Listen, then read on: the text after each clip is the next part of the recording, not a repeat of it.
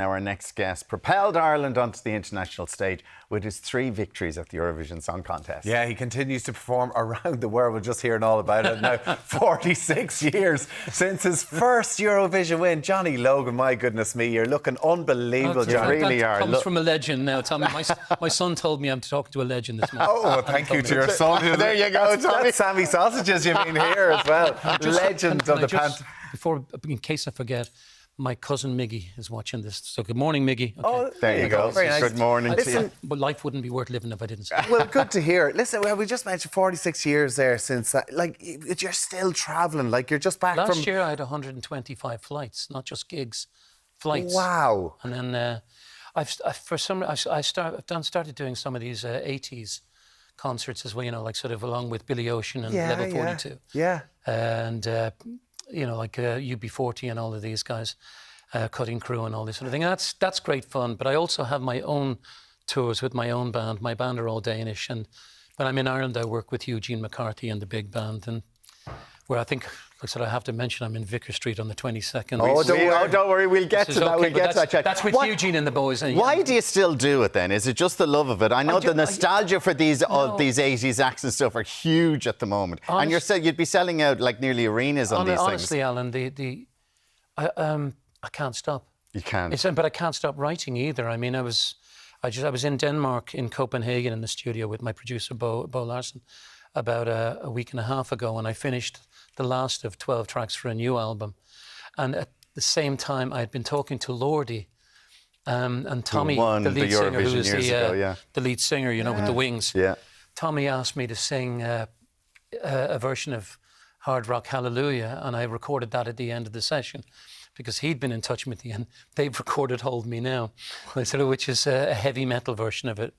Which is, Can't wait to hear that. It's a duet. There's a girl on it as well, one of the top heavy metal singers in Finland. But it's actually sort of interesting, and I had great fun doing it. But and I've made a new friend in Tommy, in the lead singer of Lordi. I mean, when we talk about you, and it is the tag Mr. Eurovision. You're the most successful person in Eurovision history. Well, I was introduced in Malmo as the king of Eurovision. The king of Eurovision, yes. There you go. King of Eurovision. You've won twice singing. You wrote Linda Martin's Why Me. Is it something to be proud of? Because you made us all very proud with your wins. Or is and there's a statue of me in Ashburn. Is there? Oh, is there a statue of you in Ashburn? Of me in Ashburn? Or is it something then that you go, okay, like, do you get sick of it sometimes? No. No. You know, look, why would I? You know, like this is, I mean, think of the amount of people who've tried to win even the national song contest exactly. one, let alone win the Eurovision one. I think Linda tried 6 times before she got through to win. Well, Linda won, you know, like in '84, I wrote Terminal 3, she came second. which was only beaten on the last vote. Yeah. And then, so we went one better in '92 with Why Me. Oh, and listen, we've seen how difficult it is to win it nowadays, you know, with some of the entries that we put in, and we see the super fans like Alan and so many people. But to be I have noticed occasionally. to be the king of Eurovision, then listen, there's controversial decisions at the minute, and Ireland have decided not to take part. Yeah, which I agreed with. And you've supported that as well. At great cost. Because, like I said, if I was asked to be a guest on the Eurovision this year and I had to turn it down, I've been asked 4 times to be involved with the Eurovision Song Contest, the actual show this year, and I've had to say no because of my support. I'm not, now, in saying that, I'm not anti-Semitic and I'm not pro-Hamas or anything like this, quite the opposite. And I'm also, I would like to say that this is my decision. Yeah. I'm not telling other people what they should do. I'm not telling people don't watch the Eurovision, don't enjoy the Eurovision or whatever. I just was asked to make my decision. My decision is to support the Irish government and the Irish the Irish television position on this. And I just wanted to make that clear because I get all these people I see on Facebook saying Johnny Logan says you can't watch the Eurovision.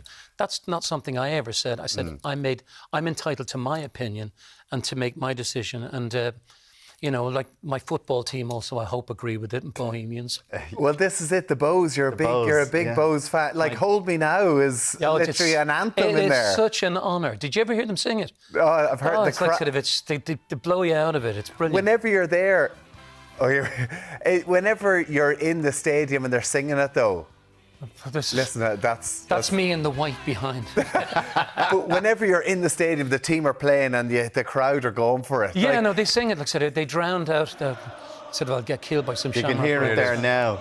Yeah.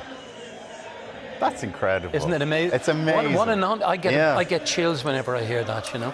League of Ireland, though, is such a resurgence at the minute. Oh, but they're great. The games are great. Yeah. The speed that they're playing it now, as opposed to even 15, 20 years ago, you know.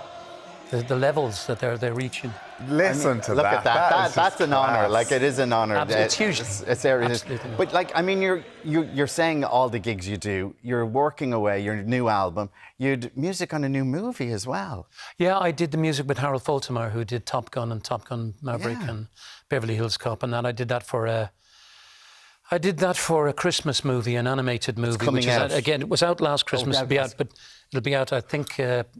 It'll be out again. It's one of these that'll be repeated. But I also recorded with John Halliwell from Supertramp, a jazz track, and some of the guys from the 60s. And I did Hold on a second.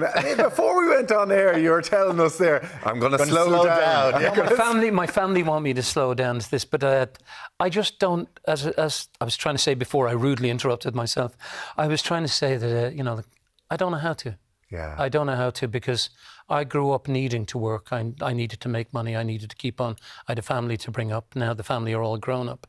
And they're all telling me that I should slow down and this sort of thing, because I don't need to work the way I didn't, certainly. But the thing is that I still can't turn down certain gigs. I have managed to cut back. Yeah. There are certain gigs I don't do anymore. But now Vicar Street is one. It's just that's... hale and hearty. And well, it's going to be. I've seen you live a few times. I've seen you at Pride a couple of times. And that's one of my favourite. The Pride gigs. I mean, they're in Vicar Street there, but when you have thousands of people who literally come to Pride to see Johnny Logan perform, it's amazing.